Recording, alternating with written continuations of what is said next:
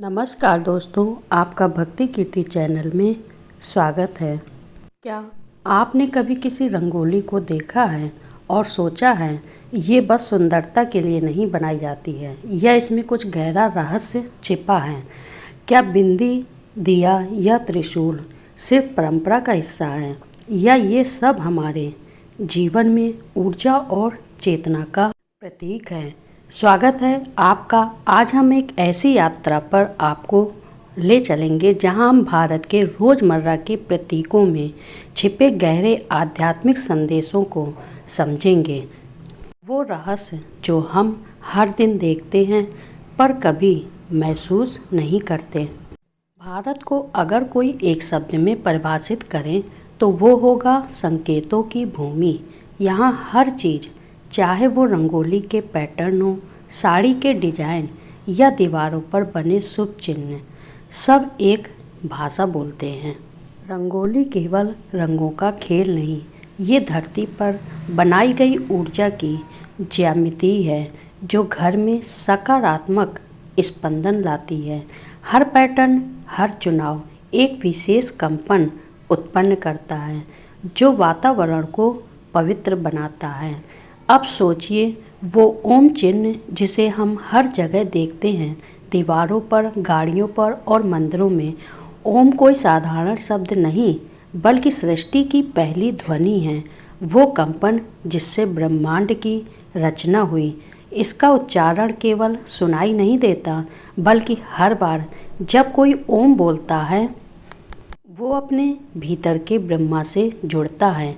कमल का फूल कीचड़ में खिलता है पर गंदगी उसे छू नहीं सकती।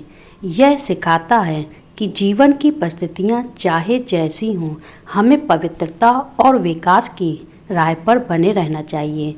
इसीलिए देवी देवताओं के आसन में अक्सर कमल होता है। यह आत्मिक विकास का प्रतीक है। स्वास्तिक, जिसका नाम ही है, सौ यानी आत्मा और अस्ति यानी अस्तित्व, यह प्रतीक है कल्याण, समृद्धि और शुभता का। दुर्भाग्य से पश्चिम में इसे गलत अर्थों में देखा गया, लेकिन भारत में वह सकारात्मक ऊर्जा का सबसे पुराना चिन्ह है। अब बात करते हैं त्रिशूल की। भगवान शिव का प्रतीक। ये तीन शूल दर्शाते हैं सृष्टि, पालन और संहार, यानी ब्रह्मा, विष्णु और महेश का एकत्र रूप। इसे हर जगह देखा जा सकता है, मंदिरों पर, गाड़ियों पर, यहाँ तक कि ट्रक की कला में भी, क्योंकि ये रक्षा, संतुलन और जागरूकता का प्रतीक है। भारत में हर रंग का अपना अर्थ है। लाल ऊर्जा और शुभता, पीला ज्ञान और बुद्धि, नीला शांति और अनंतता, सफ़ेद पवित्रता और संतुलन।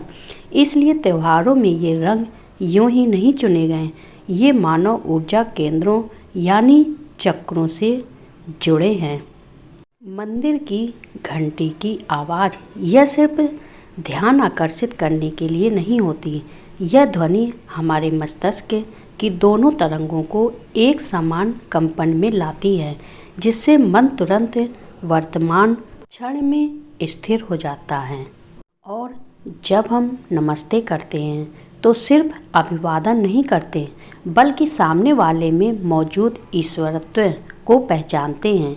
यह संकेत है कि मैं तुम्हारे भीतर स्थित दिव्यता को नमन करता हूँ।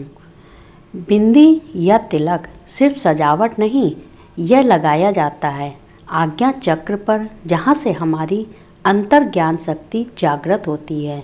यह हमें अपने भीतर के तीसरे नेत्र की याद दिलाता है। दिया जलाना अंधकार पर प्रकाश की जीत का प्रतीक, पर असल मायने हैं अज्ञान पर ज्ञान की विजय, भय पर विश्वास की जीत। हर बार जब आप दिया जलाते हैं, आप ब्रह्मांड को यह संकेत देते हैं कि आप प्रकाश के मार्ग पर हैं। प्रणाम या पैर छूना केवल शिष्टाचार नहीं बल्कि ऊर्जा का आदान प्रदान है। जब हम झुकते हैं, अहंकार घटता है, और जब हम सामने वाला हाथ उठाता है तो आशीर्वाद की ऊर्जा प्रवाहित होती है। यह एक अदृश्य ऊर्जा परंपरा है जो पीढ़ी दर पीढ़ी चलती आ रही है। अब सोचिए क्या होगा अगर हम रोज़मर्रा की इन चीज़ों को फिर से एक नई दृष्टि से देखें। हर रंगोली, हर दिया, हर नमस्ते, हर ओम अब सिर्फ परंपरा नहीं बल्कि आध्यात्मिक संकेत बन जाएंगे। तो आज से जब भी हम अपने घर के दरवाजे पर कोई प्रतीक देखें, ठहरिए और उसके अर्थ को महसूस कीजिए, क्योंकि भारत की सुंदरता सिर्फ उसकी संस्कृति में नहीं बल्कि उसके प्रतीकों में छिपे चेतना के संदेशों में है। अगर आपको यह वीडियो पसंद आया है और आपने भी अपने आसपास ऐसी कोई पवित्र संकेत देखे हैं तो कमेंट में ज़रूर बताइएगा कौन सा प्रतीक आपको सबसे ज़्यादा पसंद आया। यह वीडियो अच्छा लगा हो तो वीडियो को लाइक करिएगा, शेयर करिएगा और चैनल को सब्सक्राइब कर लीजिए। अगर आप नए हैं तो चैनल को सब्सक्राइब जरूर कर लीजिए। जो भी वीडियो आएगा आपके सबसे पहले सामने आएगा।